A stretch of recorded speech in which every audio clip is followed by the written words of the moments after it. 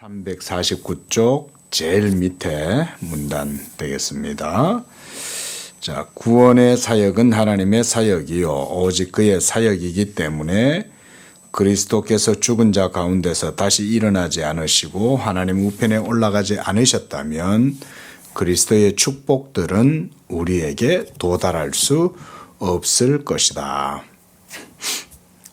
자, 그리스도의 축복을 우리에게 주시기 위해서 이와 같이 그리스도는 다시 살아나셔야 했고 또 승천하셔야 했다. 우리가 제위다. 하나님 보좌 우편에 앉으십니다. 이렇게 말하죠. 바로 그것은 우리에게 축복을 베풀어 주시기 위한 사역이라는 거죠.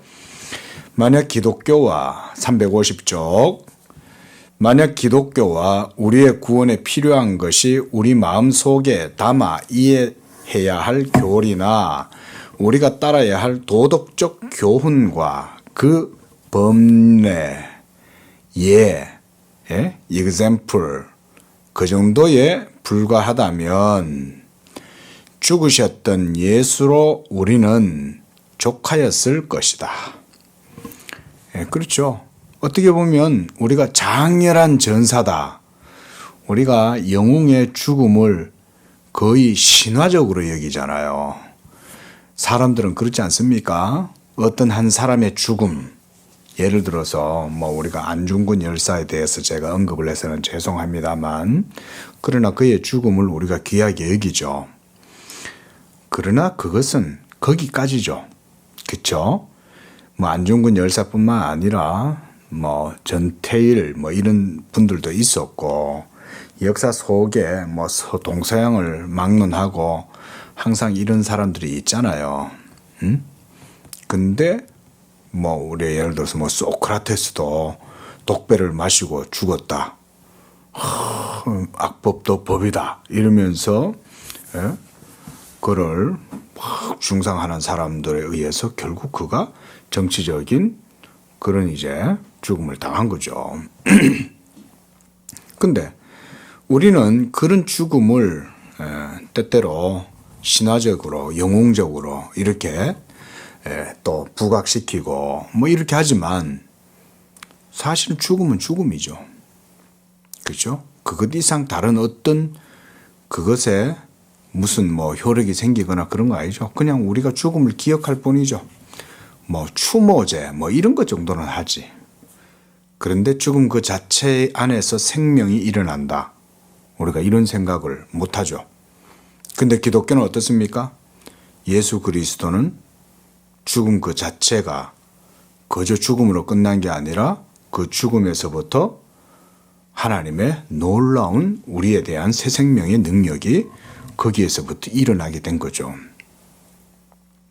그리스도 안에 있는 이 부활의 능력이 오늘날 지금도 예수 믿는 사람들 속에서 역사에서 그들의 죄로 말미암아 죽은 영혼, 죄로 말미암아 불의하고 부패하고 타락한 영혼을 살리고 이 능력이 그리스도가 죽었으면 여전히 우리 속에 역사할 수 없죠. 그렇죠? 지금 바빙크가 말하고 있는 건 바로 이런 내용들을 얘기하고 있는 거예요. 우리도 이거 제가 방금 말씀드렸던 그리스도의 부활의 생명이 그의 죽으심이 없이는 나올 수 없었다는 거. 우리가 좀 다른 얘기일 수 있지만 그리스도의 죽음은 사실상 누구의 죽음이에요? 우리의 죽음이죠. 그의 죽으심은 율법에 대하여 죽으심이요. 율법에 대하여 죽으심은 우리가 율법을 대하고 그 율법 앞에서 우리가 정죄를 받아서 우리가 그 율법에 대하여 죽임을 당해야 할 터인데 그리스도가 우리를 대신하여 율법에 대하여 죽임을 당하신 거죠. 그러니까 그의 십자가의 죽으심은 우리를 위한 죽으심이고 바로 우리의 죽음이라고도 할 수가 있어요. 예수를 믿는, 예수 안 믿는 사람들한테는 그게 적용이 안 되죠. 그러니까 이제 그런 얘기를 예전에도 좀 했고 앞으로도 좀 하겠지만 이런 내용들 꼭 잘 기억해 놓으세요. 자, 계속 읽어봅시다. 그러니까 그리스도의 사역은 어떤 도덕적인 한 예가 아니라 이거죠. 예? 도덕적 모범, 교본 이런 거 아니에요. 예? 그 자체가 하나님의 진리를 이루기 위한 하나님의 방법인 거예요. 근데 보통 대부분 많은 분들이 오늘날도 현대인들도 이 복음의 도 이거를 이해함에 있어 가지고 신앙으로 성경적 또는 신앙적, 물론 뭐 이거 영적이겠죠. 이렇게 이해하는 게 현대인들한테는 이성과 경험을 중시하는 그런 사람들한테는 이게 이해가 안 되죠. 그렇죠? 그들은 믿음이 없으니까. 그러니까 이 사람들이 성경에서 나오는 예수 그리스도의 이 십자가를 자꾸 이제 죽으심이잖아요. 십자가의 죽음을, 이 죽으심을 자꾸 어떻게 이제 해석을 하려고 하냐면 윤리적으로 자꾸 윤리적인 그리스도로 자꾸 이제 이미지를 그런 식으로 보려고 그러는 거예요. 이게 이해가 안 되니까. 하지만 사실 성경은 이렇게 얘기하고 있는 거죠. 예? 성경이 말하는 바는 예수 그리스도의 죽으심을 통해서 우리의 모든 죄 값이 그리스도의 십자가의 보혈로 다 치렀죠. 그렇죠? 예? 이 옛날 말로는 속상했다, 속상 다 치러서 보상했다 이 말이잖아요. 그래서 그의 보혈에 그의 죽으심과 그의 보혈의 가치로 그 값으로 우리의 모든 죄값을 치르고 그래서 하나님의 율법의 공의가 만족이 되죠. 그죠? 응? 그쵸? 그래서 이 만족이 이루어짐으로써 우리의 모든 죄 문제가 해결이 되죠. 근데 이 지금 여기 바빙커도 얘기하고 있는 이런 사람들은 이 그리스도의 죽음에 대해서만 관심을 가지고 이 죽음을 윤리적으로만 이해해요. 예?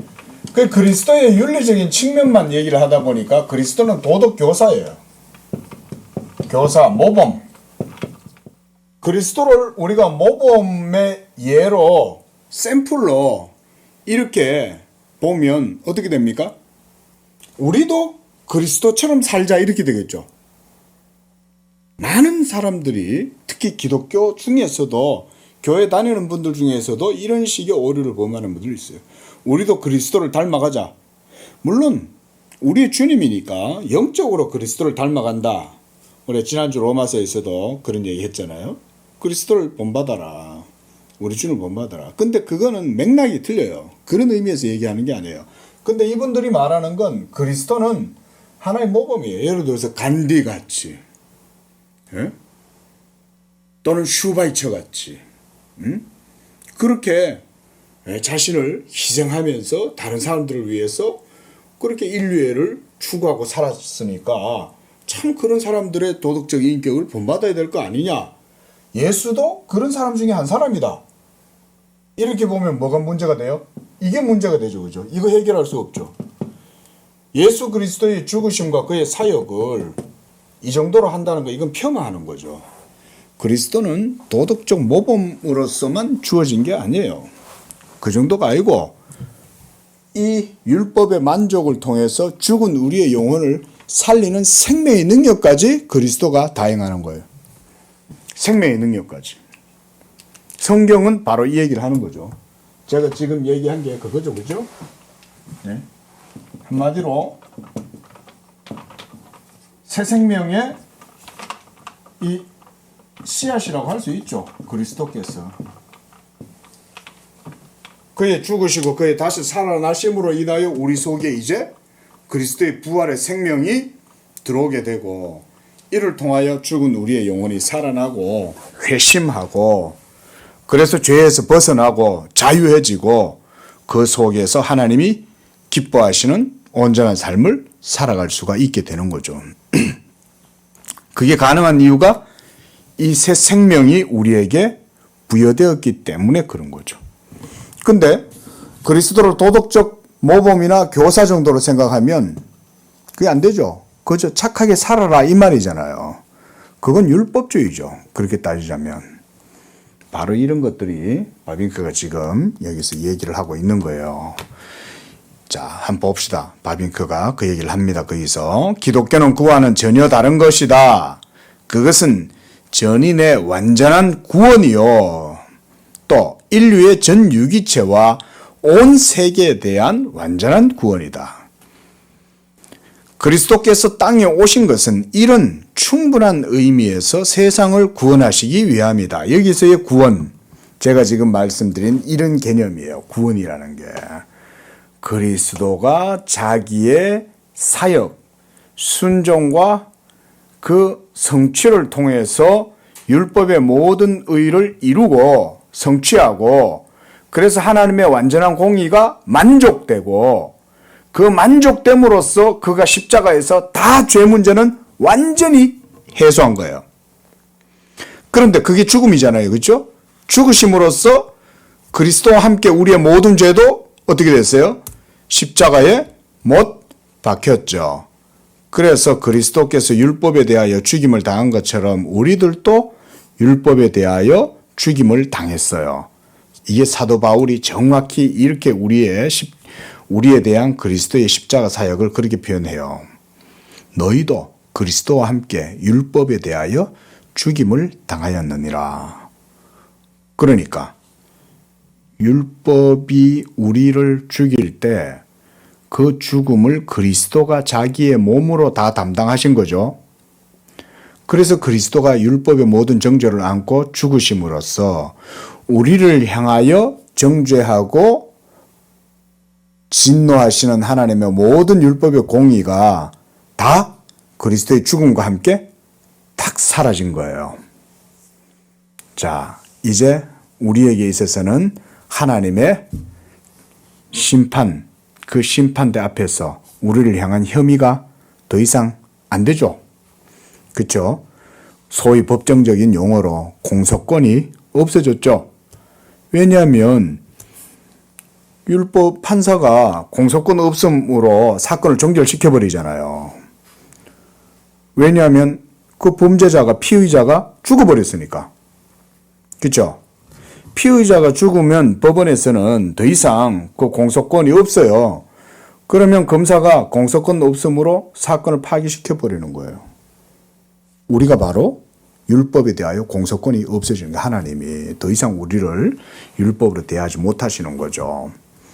왜냐하면 그리스도께서 십자가에서 모든 문제를 다 이루었으니까. 제가 지금 뭔 얘기하고 있냐? 구원을 얘기하고 있는 거예요. 구원. 그게 바로 구원이에요.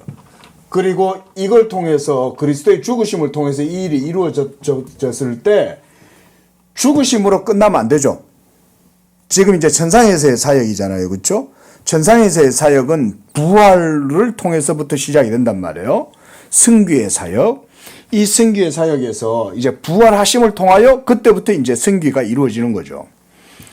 그러면 죽으심과 함께 그의 다시 살아나심을 통해서 이제 그리스도 안에서 새 생명, 부활의 능력이 이제 역사하게 되는 거예요.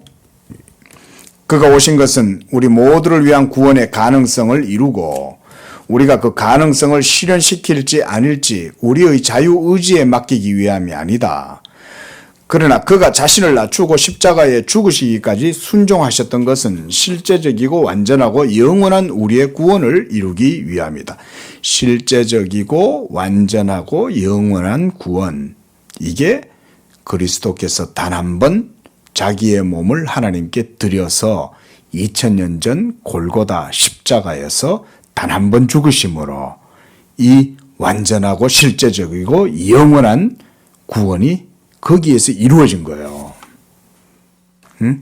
2000년 전에 하나님의 영원한 말씀이 단 한 번 십자가에서 그 사역을 행하시고 이루심으로 영원히 끝난 거예요. 종결된 거예요. 자, 그 밑에 문단 두 번째 줄. 아버지께서 그에게 하라고 주신 일 그랬어요. 우리 이거 바로 능동순종이라 그랬죠. 그렇죠? 이런 게 능동 순종의 성경적 근거예요. 성경에는 능동적 순종에 대해서 얘기를 합니다. 아버지께서 그에게 하라고 주신 일은 십자가에서 딸랑 죽는 것만 있는 게 아니에요. 그럴 것 같으면 예수님이 공생의 사역이 뭐가 필요 있었겠어요? 그냥 어느 날 확 나타나셔갖고 십자가에서 몸 박혀 죽어버리면 되지. 근데 우리를 위한 구원을 위해서는 예수님의 인격과 삶의 전체 과정이 우리의 구원을 위해서 다 필요했던 거예요. 그리고 그런 과정을 통해서 그리스도가 했던 일은 바로 아버지께서 그에게 하라고 주신 일.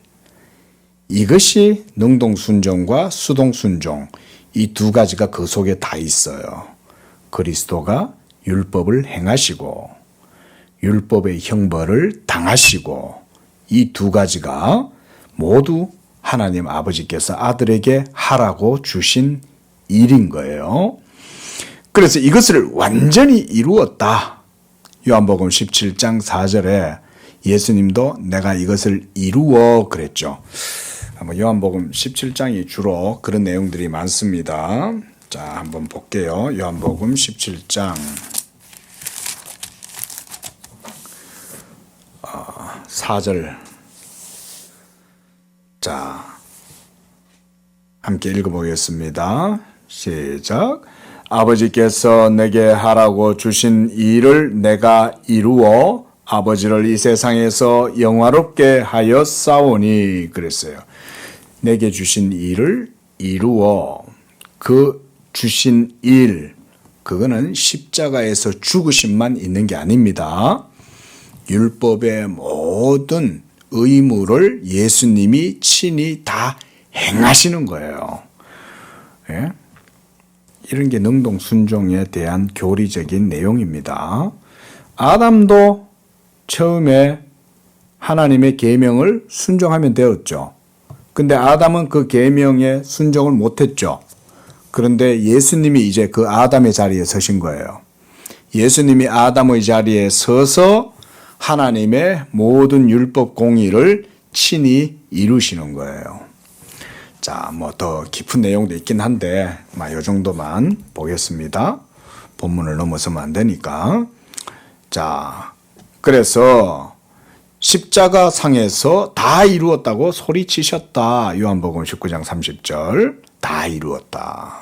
이걸 다 이루었다는 거예요. 아버지께서 자기에게 하라고 주신 일을 다 이루었다는 거예요. 그러나 이것도 그리스도께서 땅에서 행하셔야 했던 사역에 관련된 것이다 그랬어요. 땅에서 행하셔야 했던 것, 그게 바로 율법의 의무를 다 준행하시는 거죠. 그거예요. 그것은 우리의 구원의 사역인 그의 낮아지시는 사역에 관계된 거다. 우리가 이걸 지난 시간 17장에서 봤습니다. 그렇죠? 지상에서의 그리스도의 사역 전체가 다 하나님의 율법의 모든 의무에 예수님이 순종하신 거죠. 근데 그 순종이 누구를 위한 거예요? 우리를 위한 의를 마련하기 위해서 예수님이 순종하시는 거예요. 이런 게 능동 순종입니다. 이거는요, 바빙크의 신학이 아니에요. 이거는 능동 순종은 성경이 증거하는 바예요.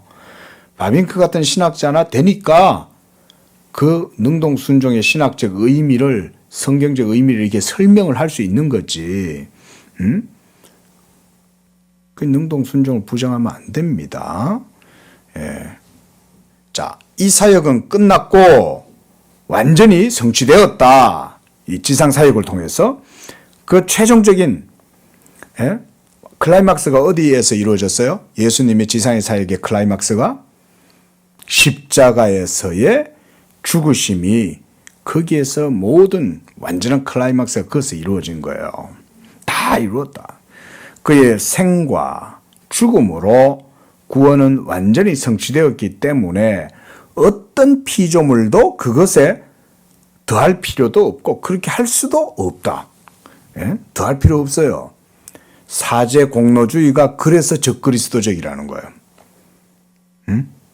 사제들이 그리스도 이외에 자기들의 공로를 덧붙여 갖고 신도들의 영혼을 위해서 뭔가 은사를 베풀고 그들에게 구원을 베풀고 이런 식으로 지금 하는 거 아니에요?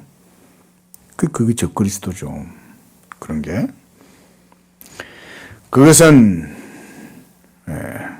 자, 그러나 구원의 성취는 그것의 적용과 분배와는 엄연히 구별된다. 자, 이제 여기서부터 바빙크가 그 얘기해요. 뭐라고 해놨어요? 적용과 분배요. 그렇죠? 적용과 분배. 예? 그러니까 우리가 지난주에 그리스도의 객관적 사역에 대해서 들었습니다. 그렇죠? 바빙크도 지금 앞에서 객관적인 사역이다. 그 얘기 했습니다. 예, 바로 객관적 사역의 성취죠. 우리가 그것에 대해서 봤습니다. 자, 객관적으로 그리스도의 모든 의가 사역이 성취가 되었으니까 이제는 이 이룬 객관적 사역의 성취가 이제 우리의 것이 되어야 되겠죠. 그렇죠? 예? 자, 아빠가 맛있게 뭔가를 이제 사가지고 오신 거예요. 응? 호빵을 겨울에 자녀들을 위해서 호빵을 맛있게 사서 얘들아 호빵 먹자 사가지고 왔어요. 그걸 성취라고 우리가 예를 한번 들어봅시다.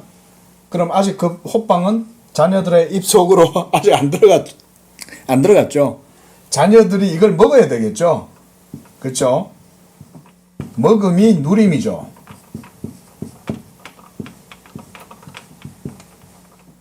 누림이 우리가 후르츠 할 때 열매 후르이라는 말은 먹는다는 의미가 있습니다. 우리가 과일 이르면 그 열매를 먹는다는 말인 거예요. 그러니까 이거를 먹는 단계는 그러면 무슨 영역이냐? 주관적 적용. 그래서 분배. 여기서는 분배라고 번역을 해놨는데 나누어 주신다는 말이잖아요. 하나님이 이루신 호빵을 사가 온 거예요. 예? 호빵 한 세트, 한 팩에 몇 개 들었나요? 5개 들었나요? 자, 5개를 사가지고 왔어요. 집에 와이프도 있고 자녀들도 있어요. 나눠줘야죠. 그럼 그걸 먹어야 돼요. 이 먹는 것을 그래서 우리가 굳이 교리적으로 표현하자면 주관적 적용이라고 볼 수 있어요. 그리고 여기서는 분배라고 이렇게 번역을 해놨는데 이런 의미예요. 그리스도께서 이루신 의를 이제 우리에게 적용해서 우리가 가지고 소유할 수 있도록 해주시는 거, 이게 구원의 효력이 우리에게 적용되는 거예요. 구원의 은혜를 우리에게 제가 시여란 말을 이번 주에도 썼잖아요. 나누어 주시는 거예요.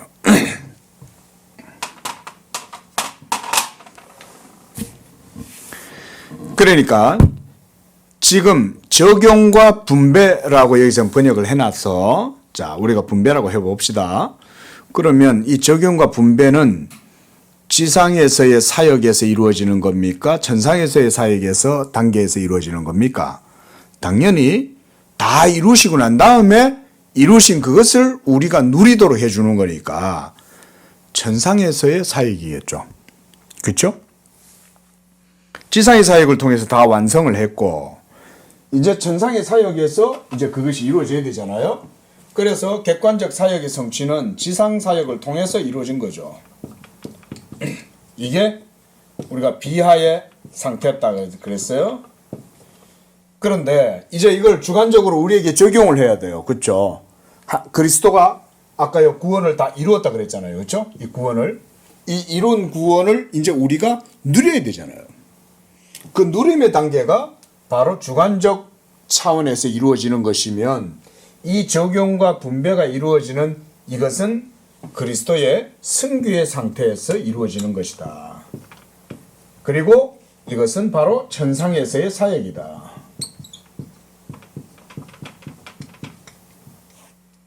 지금 바빙크 요거 설명하고 있는 겁니다. 그래서 그 밑에도 두 번째 줄 밑으로 내려가 보면 그 밑에 줄 설명해 놨네요. 바로 아무리 좋은 보물일지라도 우리의 영역 밖에 있고 우리가 소유하지 못한다면 무슨 소용이 있겠는가? 그렇죠? 아빠가 호빵을 맛있게 사가 왔어. 근데 아무도 아직도 그 포장지를 뜯어가 안 먹어. 그러면 아빠 혼자 사왔다고 좋아한들 그게 됩니까? 아빠는 뭐가 기쁨이에요? 호빵 사온 게 기쁨이에요. 자녀들이 호빵을 먹고 아빠 고마워 감사합니다 이러고 맛있게 먹는 게 그게 아빠의 즐거움이에요. 적용이 돼서 자녀들이 실제로 그 호빵 맛있는 따뜻한 호빵을 먹고 기쁨을 누리는 걸 아빠는 원하는 거죠. 그렇죠? 그러니까 이게 적용이 안 된다면 아무 소용이 없다 그 얘기인 거죠. 그래서 참으로 우리의 죄를 위해 죽으셨던 그리스도가 우리의 의롭다 하심을 위해서 다시 일어나지 않았다면 그래서 그리스도가 다시 일어나셔야 되는 거예요. 우리에게 적용해 주시고 그래서 분배해 주시고 우리로 하여금 먹고 프루이 누리고 프루이란 말은 엔조이란 말입니다. 예? 엔조이란 말입니다. 프루이란 말은 즐긴다는 말이잖아요. 하나님의 구원의 은혜를 즐기는 거예요, 우리가. 정확하게 이런 의미, 이게 신학적 의미예요. 어거스틴이 주로 쓰는 표현이죠. 근데, 자, 이런 것들을 우리가 누리게 하시려고 그리스도가 죽은 상태로 있으면 안 된다, 이거죠. 다시금 살아나시고, 그래서 우리에게 이루신 모든 의가 우리에게 주어질 수 있도록, 새 생명의 원리로 주어질 수 있도록, 이렇게 하셨다. 그래서 하나님 우편으로 올라가셔서 보좌에 앉으셨다. 그 얘기요. 자, 그 밑에 문단. 그러나 그리스도인으로서 우리는 십자가에 달리신 주님이 바로 올라가신 주님이요. 낮아지신 구주가 바로 영광을 받으신 구주시요. 처음과 나중이시요. 죽었다가 영원히 살아계시고 죽음과 지옥과 죽음의 열쇠를 가지신 왕으로 고백하고 그 안에서 즐거워하는 것이다. 여기서 즐겁다. 이런 맥락으로도 생각해 볼 수 있어요. 바빙크가 프루이를 굳이 설명을 안 하려고 그래도 성경 자체가 이 얘기를 하고 있는 거예요. 자, 그 밑에 줄. 그의 죽음에서 그 기초를 놓았던 그 건물을 그가 승천함으로 완성했다.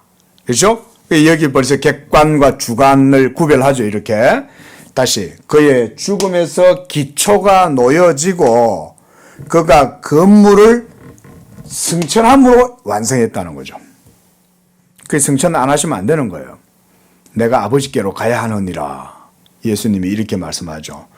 주여 어디로 가시려 하시나이까? 주님 우리하고 같이 계시지요.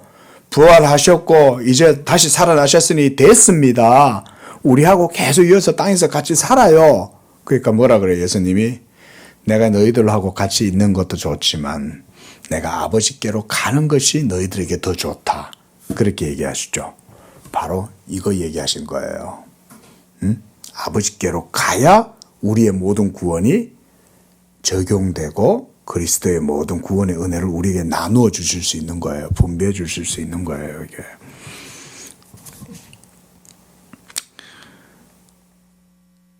넘어가서 자 351조 하나님은 그를 지극히 높이사 모든 이름 위에 뛰어난 이름을 주셨으니 이거 빌립보서 2장 9절부터 11절 굉장히 유명한 그런 중요한 성경 구절입니다. 이름으로 하나님이 그를 지극히 높여 바로 그리스도께서 지상에서 모든 사역을 다 행하시고 이루시자 그렇게 하자 하나님 아버지께서 그를 지극히 높여 모든 이름 위에 뛰어난 이름이 되게 했다는 거예요. 그전에는 그리스도께서 낮아지셔서 종의 신분으로 비천한 상태로 낮아지신 거죠. 그렇죠? 그게 빌립보서 2장 9절부터 11절의 내용이에요. 자, 그러므로 그리스도의 높아지심, 승비는 주의 육체의 날에 고통하셨던 낮아지심에 우연히 첨가된 부록이나 돌발적으로 덧붙여진 첨부된 것이 아니다. 그것은 낮아지심과 같이 그리스도께서 이루셔야 할 구원 사역의 필연적인 구성체다. 이런 거 중요한 표현이죠. 그렇죠? 십자가의 죽으심도 필연적으로 필요해요. 예? 그렇게 하지 않으면 우리를 향한 하나님의 율법의 모든 진노와 저주와 율법의 요구, 의무를 이룰 수가 없잖아요. 그렇죠? 이런 내용 나중에 한번 기회가 되면 제가 한번 설명을 드릴게요. 왜 그리스도는 언약의 중보자가 되셨는가? 또 첫 언약, 그러니까 아담 언약에서 왜 아담은 에덴 동산 중앙에 있는 선악과의 시험을 받으셔야 했는가? 이건 언약 신학 안에서 풀어낼 수 있어요. 지금은 그거는 제가 설명하지 않지만 요거는 얘기 드립니다. 그리스도는 우리를 대신하여 대표로, 아담도 우리의 대표였죠? 그걸 신학적 표현이에요. 아담도 우리의 언약의 대표로 하나님과 아담 사이에 언약이 이루어졌고, 아담의 실패로 아담 안에 있는 모든 인류가 다 죄로 말미암아 죽게 된 거죠. 근데 이제 하나님이 예수 그리스도를 하나님의 언약의 대상자로 바로 아담 대신 그 자리에 세우신 거예요. 그리고 그 세우신 그리스도를 통해서 하나님께서 이 의를 이루시되 그리스도께서 자기의 순종으로 아버지의 모든 의를 순종하심으로 다 이룬 거예요. 이게 오비디언츠예요. 오비디언스, 그리스도의 순종이에요. 그게 중요하죠. 자, 이런 언약 신학은 제가 나중에 한번 기회가 되면 정리해서 우리가 좀 공부를 해보도록 하고요. 자, 어쨌든 지금 바빙크는 지금 그 얘기하고 있는 거예요. 계속. 지상에서의 사역은 객관적, 하나님의 율법 공의를 만족시켜야 할 객관적 사역이고, 이 객관적 사역이 그리스도의 완전한 순종을 통해서 다 성취가 되었으므로 이제 이것이 우리에게 주관적으로 적용되고 그걸 통해서 우리가 누리고 그걸 통해서 우리가 믿음으로 즐기는 거. 먹는 거예요. 우리가 주의 떡과 잔을 먹잖아요. 세례도 성찬도 그런 의미가 있습니다. 성찬식도.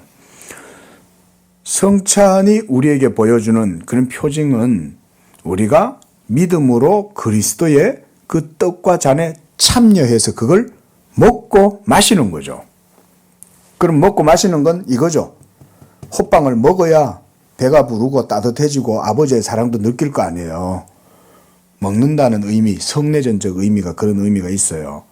그래서 주님이 성례를 우리에게 하라고 그런 거예요. 그게. 자, 그 밑에는 넘어갑시다. 지금 다 그런 얘기입니다. 계속 반복적으로 바빙크가 성경 속에 있는 다양한 내용들을 얘기를 해요. 자, 쭉 한 6째 줄 내려가셔서 아버지께서 그를 지극히 높이신 것은 그리스도께서 스스로 낮추셨기 때문이다. 이게 빌립보서 1장 9절이죠. 아버지께서 아들에게 심판을 맡기신 것도 그가 인자가 되고자 하였기 때문이다. 아들은 높아지시사 그 승귀의 신분으로 그의 사역을 계속하였으니 그가 완전하고 참되며 전능한 구주임을 증명하기 위함이었다. 그의 나라를 완성하여 아버지 하나님께 바치고 신부로서 교회를 흠 없이 그에게 바칠 때까지 그는 쉬지 않으실 것이다.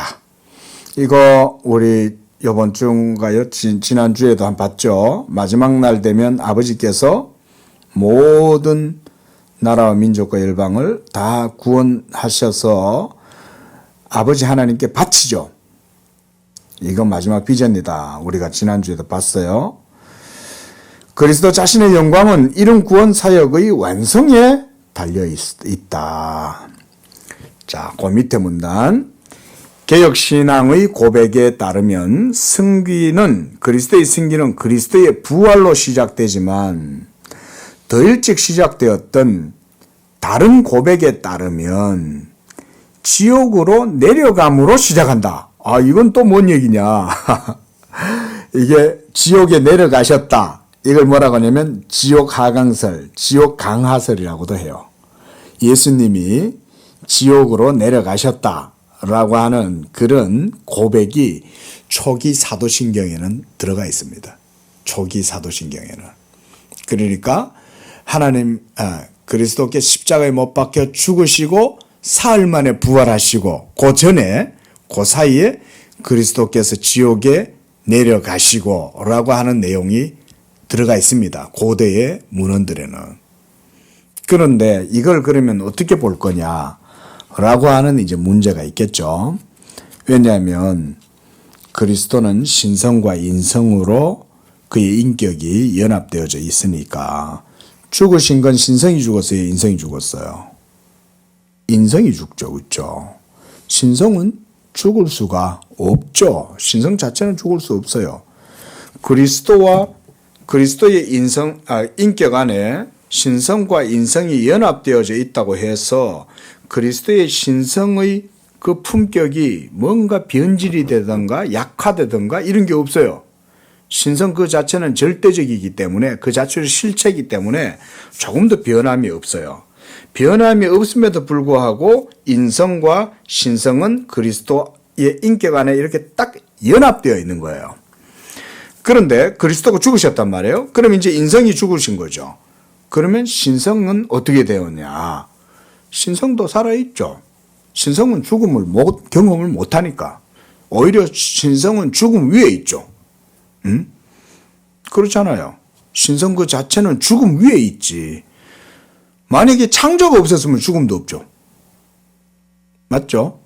하나님께서 세상을 창조하시고 아담이 불순종하니까 죽음이 우연히 들어오게 된 거지 원래 죽음을 하나님이 만드신 건 아니잖아요. 죽음은 죄의 산물이죠. 그러니까 그리스도의 죽으심에 의해서 신성이 죽는다는 건 우리가 생각할 수가 없어요. 신성 그 자체는 아무런 영향을 받지 않아요. 그러나 그리스도의 그 인격 안에서 연합되어져 있던 인성은 죽으셨는데 그 사흘 동안 그의 영혼과 그의 육체는 어떤 상태였냐? 사망의 상태죠. 데스, 죽음의 상태에 있었잖아요. 사흘 동안. 생물학적으로. 그러니까 사흘 동안 있었으니까 이 시간 동안 그리스도의 육체가 어느 정도 부패가 진행이 된 거예요. 그렇게 생각을 하셔야 돼요. 그리고 그 가운데에 이제 그의 영혼과 이 영혼은 죽지 않죠. 영혼은 의식이 있었을 거예요. 그러면 이것에 대해서 어떻게 이해를 해야 되느냐라는 문제가 이제 신학적 해석 문제가 생겨나겠죠. 그렇죠? 자, 그 얘기를 여기서 바비니까 잠깐 합니다. 한번 잠깐 볼게요. 자, 먼저 그 바로 밑에 줄. 이런 비하는 매우 다양하게 해석되고 있는데 먼저 동방교회. 동방교회에서는 그리스도께서 그의 신성과 인성적인 영혼을 지니고 지하의 세계로 내려가서 죽은 성도들의 영혼을 해방시키고 십자가 상의 한편 강도와 함께 낙원으로 데려오기 위함이란 의미로 이 지옥 강화서를 받아들였다는 거예요. 또 서방교회에서는 그리스도께서 실제로 그의 영혼으로서 지하의 세계로 내려가 구원이 성취할 때까지 고통 없이 거기 남아 있었던 성도들의 영혼을 죽음의 상태에서 구출하여 하늘로 데려가 그들로 하나님을 직접 보는 축복에 참여하도록 하기 위해 그의 몸이 무덤에 머무른 기간 동안만큼 지옥에 남아 있었다. 이렇게 이해를 했다는 거예요. 그 다음 루터교회입니다. 자, 개혁파하고 이 루터의 이 그리스도의 인격의 교리에 있어서 이제 신학적인 이견이 좀 있습니다. 자, 그리스도의 실제적인 소생과 그의 부활 혹은 무덤에서 나오는 현상을 구별해서 이런 두 그리스도, 그러니까 신성과 인성을 얘기하는 거예요. 신성과 인성 사이의 짧은 기간 동안 육체와 몸을 다 가지고 마귀들과 참소하는 자에게 그의 승리를 선포하기 위해서 지옥에 내려갔다고 루터교회는 가르친다. 그리고 다수의 신학자들, 그들은 현대에 사는 신학자들이 그리스도는 그의 부활에 앞서 영혼만으로 혹은 몸까지 지니고서 지하 세계로 내려가 자신들의 죄 가운데 죽었던 자들에게 복음을 선포하고 그들에게 회개하고 믿을 기회를 주었다고 현대의 또 신학자들은 생각한다. 그러니까 다양한 해석이 있죠, 그렇죠? 동방교회 해석, 서방교회 해석, 또 루터교회 해석, 또 현대의 신학자들, 물론 현대란 바빙크 시대 때 당시의 신학자들을 얘기하겠죠. 자, 그 밑에 문단. 이런 견해 차가 크게 나타난 것은 지옥에 내려갔다는 말의 원 의미를 잃어버렸다는 사실에서 증명된다. 이게 없어졌잖아요. 오늘 우리가 사도신경에는 지옥에 내려가사라는 문구가 삭제되어져 있어요. 그렇죠? 저도 정확하게 그게 왜 삭제됐는지는 모르겠지만 바빙크의 표현을 들어보자면 그거 자체가 여러 가지로 신학적으로 어려움이 있었기 때문에 뺀 게 아니냐, 이제 이런 의미 같아요. 제가 볼 때는. 자, 그 조항이 어디에 근거하고 동시에 실제적으로 그 의도한 바가 무엇인지 우리가 알 수 없다. 알 수 없기 때문에 빼낸 거겠죠. 자, 그리고 그리스도께서 지옥에 내려갔다는 사실에 대하여 성경이 문자적으로든 실제적으로든 또는 공간적으로든 아무도 말한 바가 없다.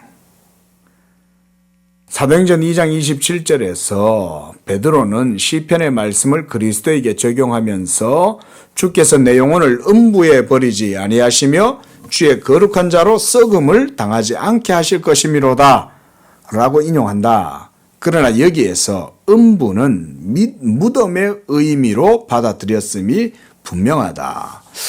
이 하데스, 이거를 그냥 무덤으로 봤다. 바빙크는 이렇게 설명을 하는 거예요.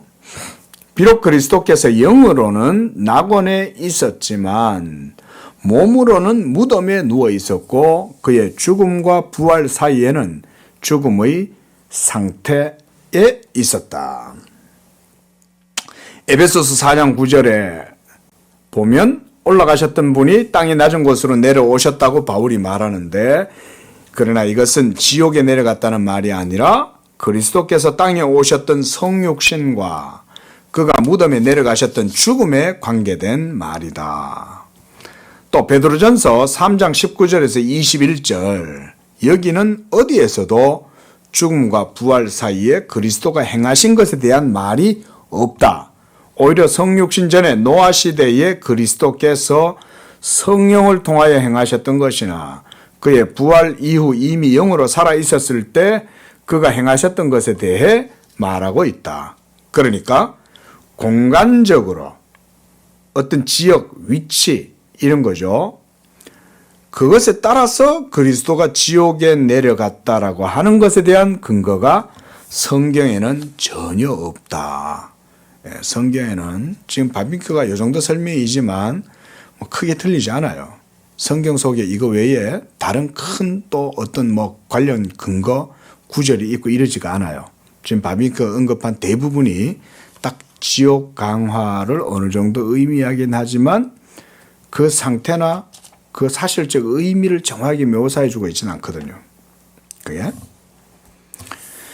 따라서 이제 개혁교회입니다. 제일 밑에 문단 개혁교회. 이게 이제 정통 우리 칼빈주의 개혁교회를 얘기하는 거예요.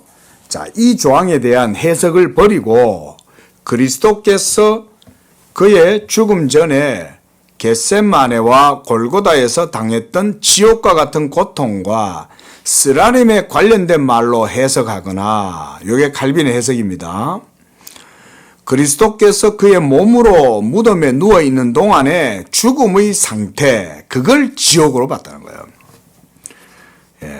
요거 제가 지금 이거 설명하면 너무 벗어나서 제가 이거 설명 안 드릴게요. 바빙크가 여기에 설명해 놓은 만큼만 그냥 우리가 이해를 하시면 됩니다. 자, 칼빈은 그리스도께서 실제로 지옥에 내려갔다라는 의미보다는 그가 당했던 인성으로 고통을 당하잖아요. 그죠? 그러면 죽음을 경험한단 말이죠. 그리스도의 인성이. 그러면 자, 요거까지는 제가 말씀드릴 수 있어요. 그리스도가 인성으로 죽음을 당하고 있죠. 그 점차 그의 영혼이 이제 죽어갈 때 됐잖아요. 왜 마지막에 다 이루었다라고 외쳤을까? 최후의 마지막 선언이죠. 그리스도는 자기의 목숨이 이제 끝날 걸 아셨던 거죠. 그걸 알았기 때문에 최후의 마지막으로 하나님을 향하여 힘을 다해서 우리를 위한 구원을 선언하신 거죠. 다 이루었다. 그때 다 라고 얘기할 때 그 다는 뭐예요? 뭘 다 이루었다는 거예요? 그렇죠. 하나님의 율법을 다 이루었다는 거잖아요. 그럼 여기서 제가 이것만 말씀을 드릴게요. 그 다 이루었다고 할 때 그 율법의 다는 범위가 어디까지 적용돼요? 살아있는 사람들에게만? 죽은 자들 사망에까지 다 영향을 미치겠죠. 왜냐하면 그리스도의 모든 사역은 땅에만 적용되는 게 아니라 하늘에도 적용되니까. 왜냐하면 그리스도 자신이 하나님의 완전한 말씀이잖아요. 그 말씀이 자기의 죽음을 통해서 모든 죽음을 죽이실 때 자기가 먼저 죽어야 되죠. 그렇죠? 성냥이 불을 피우려면 어떻게 해야 돼요? 자기가 죽어야 돼요. 근데 그 그리스도가 자기의 몸을 쫙 하면서 불태우셨을 때 그걸 통해서 하나님의 완전한 율법의 모든 의가 다 이루어진다고 할 때 그 다는 의미가 땅의 영역에만 적용되는 게 아니죠. 하늘의 영역에도 다 적용되죠. 저는 이렇게 해석을 해요. 개인적으로. 그러니까 그게 어디까지 미치겠어요? 지옥에까지도 영향을 미치죠. 당연히. 그렇죠? 맞잖아요. 천국에만 영향이 미치겠어요? 그리스도가 지금 죽으시는 건 뭐 때문에 죽으시는 거예요? 우리 지옥 안 보내려고 죽으시는 거잖아요. 그 지옥의 권세, 사망의 권세. 에?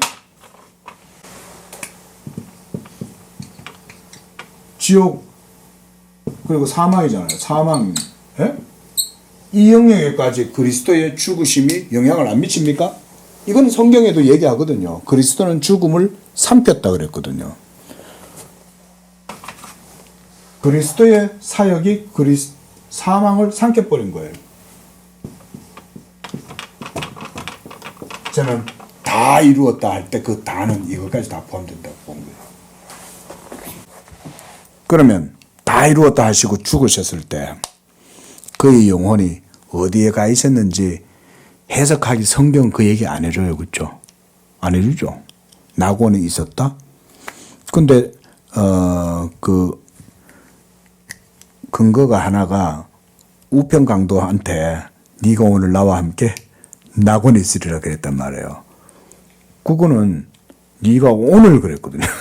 그러니까 지금 그 오늘이란 말은 지금 즉시 그가 죽으면 그 강도의 영혼은 구천을 떠돌거나 어디 지옥을 맛보고 그렇게 하는 게 아니라 그대로 그 상태로 천국 간다 이 말이잖아요.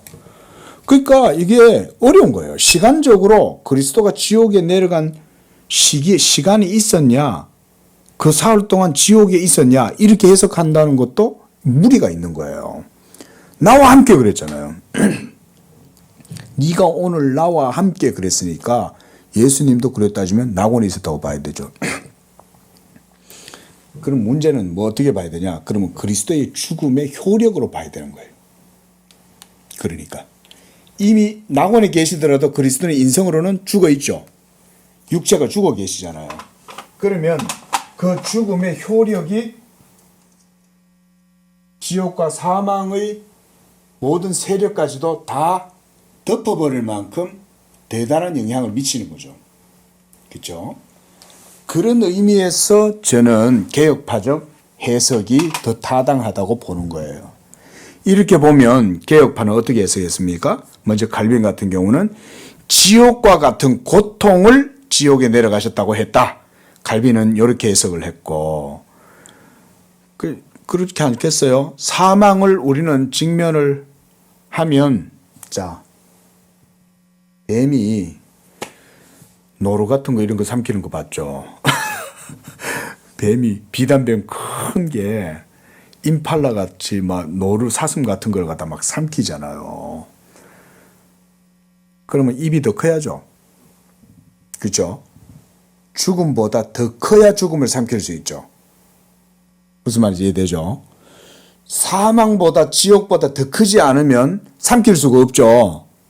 그리스도께서 자기의 죽음으로 죽음을 먹어버린 거예요.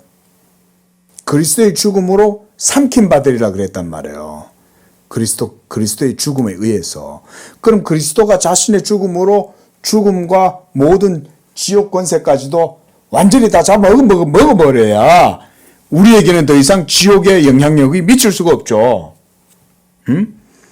그런 의미에서 봤을 때 나는 그것이 상태와 효력으로 보는 게 더 좋다. 자, 그래서 거기에서도 그 다음 해석은 그렇죠. 그리스도께서 그의 몸으로 무덤에 누워있는 동안 죽음의 상태와 관련시켜 왔다. 상태인 거죠.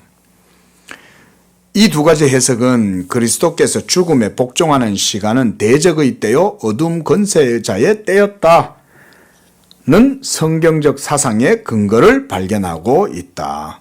그리스도가 3일 동안 무덤에 누워가지고 계실 때 사탄은 자기가 이겼다고 생각했겠죠. 사탄은 사망 권세를 잡고 지옥의 왕이잖아요. 사탄이. 근데 사탄이 그리스도가 드디어 죽었다라고 하니까 끝난 줄 알았겠죠. 근데 하나님이 그를 다시 살리신지라 그랬어요. 하나님이 그리스도를 죽은 자 가운데서 다시 살리심에 그가 다시 살아나시면 지옥과 사망의 권세 자체가 그리스도의 죽음에 의해서 완전히 다 정복이 되어버렸으니까 다시 살아난 거죠. 그렇죠? 암 환자가 암 치료를 받아가지고 항암을 해서 이겨냈어요. 그럼 다시 일어나죠. 만약 항암제가 안 듣고 죄송합니다. 그 암세포를 이기지 못하면 못 일어나죠. 그리스도는 죽음을 완전히 이긴 거예요. 그러니까 그런 의미에서 이걸 이기려면 지옥을 봐야 돼요, 안 봐야 돼요? 사망을 봐야 돼요, 안 봐야 돼요? 삼키려면 봐야 삼킬 거 아니에요. 무슨 얘기 이해되죠? 이걸 뱀이 입을 열고 그 큰 알을 지 입보다 몇 배나 큰 타조알을 갖다가 집어 삼키는데 그걸 보고 삼킬 정도가 돼야 될 거 아니에요. 예수님이 지옥과 죽음이라고 하는 것 자체를 완전히 제거하시려면 자기의 죽으심을 통해서 그걸 완전히 삼킬 수 있을 정도가 돼야 돼요. 그리스도의 죽음의 효력은 그 정도로 대단하다는 거예요. 그런 의미에서 사흘간 그리스도의 죽음은 지옥에 내려갔다는 표현은 제 개인적으로는 지옥을 다 보고 죽음까지도 다 봤다. 그리스도에겐 가능하죠. 예수님은 일개평범한 사람이 아니잖아요. 하나님의 신성이 그와 함께 인성과 함께 연합된 상태로 하나님의 의를 이루는 거잖아요. 그러니까 신성으로는 충분히 그 모든 죽음의 세력 밑바닥까지 다 볼 수 있겠죠. 우리는 죽음이 뭔지도 모르잖아. 그렇죠? 그저 죽음 이러면 그냥 두려움만 생각 들지. 죽음하면 인생의 끝이다라고만 생각하지. 죽음의 밑뿌리, 그 근거까지 밑바탕까지 우리가 본다 이런 생각 못하죠. 근데 그걸 할 수 있는 분은 예수님 그거 할 수 있죠. 또 사망도 그렇지만 지옥도 그럴 수 있죠. 지옥은 무엇보다 하나님의 율법의 형벌장이잖아요. 하나님의 율법 공의가 실현되는 진노의 장이 지옥 아닙니까? 근데 그거조차도 그리스도가 자기의 육체로 다 소멸시키잖아요. 예? 지옥에는 하나님의 진노가 있잖아요. 그렇죠? 지옥에는 하나님의 저주가 있고 형벌이 있어요. 근데 그리스도가 자기의 죽으심을 통해서 그걸 다 해소시키려면 그걸 알아야 돼요, 몰라야 돼요? 알아야 해소할 수 있지. 그래 약효가 아니 감기가 들어가지고 그 감기를 잡으려면 그 감기약은 그 감기균이 어떤 건지 바이러스가 뭔지를 알아야 약효가 먹힐 거 아니에요. 그리스도의 사역은 그런 영향력을 가지고 있는 거예요. 효력을. 예. 자, 여기까지만 얘기합시다. 그러니까 너무 깊어요. 어쨌든 간에 그리스도가 삼켜버렸다. 이런 성경의 표현을 우리는 이렇게 의미를 해석을 할 수 있다. 그래서 그 밑에 보면 그 밑에 두 번째 줄 밑에 그의 사랑과 순종의 가장 높은 영적 권세를 나타냈던 그 시간, 죽음의 시간. 그는 전혀 무기력해 보였지만 대적들은 그들이 좋아하는 대로 행동했다. 어둠이 그 위에 영광을 얻었고 공간적 의미에서가 아니라 영적인 의미에서 참으로 그는 지옥으로 내려갔다. 이런 바빙크의 해석은 정말 바빙크답다는 생각이 듭니다. 제가 방금도 말씀드렸듯이 그리스도니까 지옥을 볼 수 있는 거예요. 그리스도니까 사망의 뿌리까지도 다 볼 수 있는 거예요. 근데 그 모든 것들을 다 해소할 수 있는 건 그리스도밖에 없죠. 아버지께서도 이거 해결하라고 가라고 아들을 보낸 거죠. 그렇죠? 그리스도께서 마귀의 일을 멸하려 하십니다 그랬잖아요. 마귀의 일이 뭐겠어요? 우리를 다 유혹하고 죄짓게 하고 해서 결국 지옥으로 끌고 가는 게 마귀의 일이잖아요. 거짓말하고. 그래서 최초부터 아담을 거짓말 친 것도 마귀잖아요. 그 이런 마귀의 일을 멸하려고 하시는 거죠.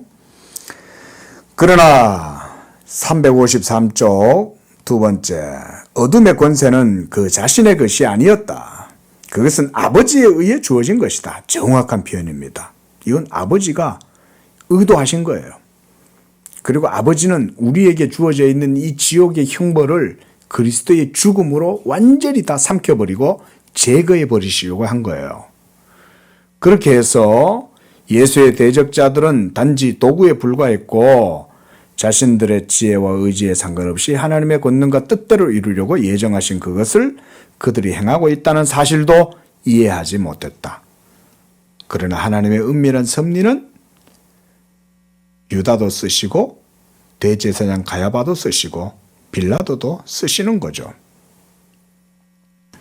그런 은밀한 섭리 속에 아버지의 뜻이 이루어지고 아들은 아버지의 뜻대로 행하여 이루신 거죠. 자, 쭉 내려가서 한 넷째 줄. 그의 죽음에서도 그는 사랑의 힘과 완전한 자기 부정과 아버지의 뜻에 대한 절대적 순종으로 죽음을 정복하였다. 정복했잖아요. 잡아먹은 거예요. 이거는 그리스도가 자기의 죽음으로 죽음을 삼켜버린 거예요. 그 죽음을 삼켜버렸으니까 없어져 버리는 거지. 죽음이. 그리스도의 죽음으로 죽음이 없어져 버린 거예요. 예. 실제로 이런 죄 죽임의 교리에 대해서 청교도들, 특히 뭐 존 오웬이나 이런 사람들 죽음이 이김에 삼킨 바 되리라 이런 내용을 가지고 책도 씁니다. 자, 쭉 내려가서요. 예. 고문단 제일 밑에서 두 번째 줄. 죽음의 고통은 참으로 새로운 생명의 진통의 고통이었다. 자, 여기 이제 그 얘기 나왔어요. 새 생명의 진통을 통해서 그 죽음이 씨앗이 자라나려면 얼마나 진통하겠어요. 그죠? 땅에 씨를 심어보면 씨가 뭐 하겠어요? 자기 속에 있는 생명의 능력을 물을 또 온도가 적정하게 주어지게 될 때 그 조건이 되었을 때 자기 온몸을 비틀어 가지고 촉을 내죠. 그런 묘사죠. 새 생명이 그리스도의 죽음을 통해서 이제 새 생명이 탄생하는 겁니다. 이게 복음이에요. 이런 게 복음의 핵심적인 내용이에요. 우리가 아무리 믿는다 그래도 그 믿음이 우리를 구원하겠어요? 그거보다 그리스도께서 먼저 새 생명이 원천이 되니까 우리가 믿은 이 효력이 나는 거지. 그렇죠? 우리가 아무리 믿는다 해도 그리스도가 다시 사시지 않으셨다면 우리의 믿음은 헛되죠. 네? 자, 그 밑에 문단까지 보겠습니다. 이런 부활은 죽은 몸의 소생과 무덤에서 일어나는 것으로 이루어진다. 이게 그리스도가 새롭게 다시 부활하심으로써 이 영적 생명의 역사가 일어나게 되었다. 그리고 그 문단 제일 밑에 세 번째 줄 봅시다. 승리와 빼앗을 수 없는 생명을 보증하기 위해서 하나님 자신이 그리스도의 영을 나타냈다고까지 말한다. 그래서 그리스도의 현현들은 아주 많은 하늘에서 온 전보, 즉 그리스도의 영적인 힘에 대한 신적 메시지였다는 것이다. 그러나 이거 이제 성경에 대한 잘못된 해석을 이렇게 얘기하고 있는 거고요.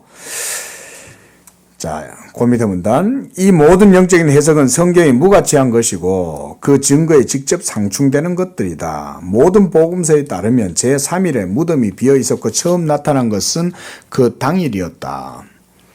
쭉 내려가겠습니다. 자, 354쪽 그 두 번째 문단, 그 다음 문단 한 네 번째 줄 밑에 내려와 보세요. 나사로의 부활과 예수의 부활은 큰 차이가 있었다. 나사로의 부활은 죽음에서 전의 몸, 곧 땅의 생명 영역으로 되돌리는 것이었고, 예수님의 부활은 죽음은 되돌아가는 것이 아니라 부활에서 승천으로 인도되는 그 길이다. 그렇죠? 자, 나사로가 다시 죽음에서 살아났어요. 근데 그의 부활은 천국으로 그대로 올라가는 부활이 아니었죠. 나사로가 다시 살리심을 받아가지고 살다가 아마 일정한 연수가 차서 다시 죽었어요. 그렇죠? 나사로는 다시 죽었습니다. 도르가도 다시 살림을 받았다가 또 죽죠. 나중에는. 예? 성경 속에 다시 살리심을 받은 사람들이 많잖아요. 그럼 다시 살았다가 또 죽는 거죠. 유두고도, 청년 유두고도 다시 바울에 의해서 소생했다가 또 죽죠. 사람은. 근데 그리스도는 그게 아니다. 응? 자, 오늘 여기까지 보고요. 다음 주에는 그 바로 밑에 줄에 보면 다섯째 줄 내려와서 부활 이후 그리스도가 땅에 속한 것이 아니라 하늘에 속하였다. 여기서부터 다음 주에는 봅시다. 자, 여기까지 하겠습니다. 기도하겠습니다. 거룩하신 주님 감사합니다.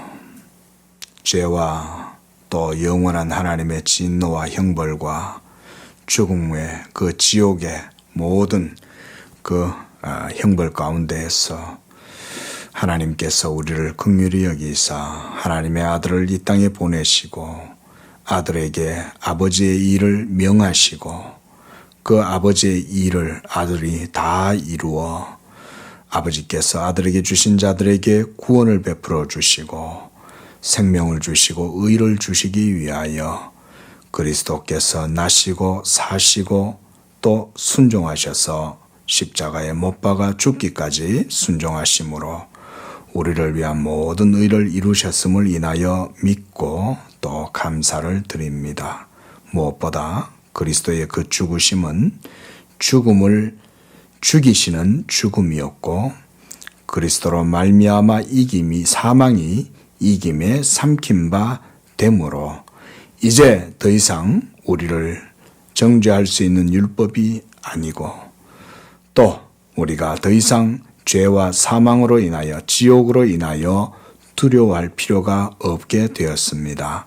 하나님, 이 그리스도께서 주신 구원의 은혜를 우리가 삶 속에 더욱 깊이 누리게 하시고 더 담대한 신앙으로 사망아 너의 쏘는 것이 어디 있느냐, 지옥의 권세가 이 교회를 무너뜨리지 못할 것이다 라는 담대한 신앙 고백 가운데 우리가 영적 자유함과 확신으로 하나님 앞에 영광 돌리면서 살아가도록 축복하여 주시옵소서.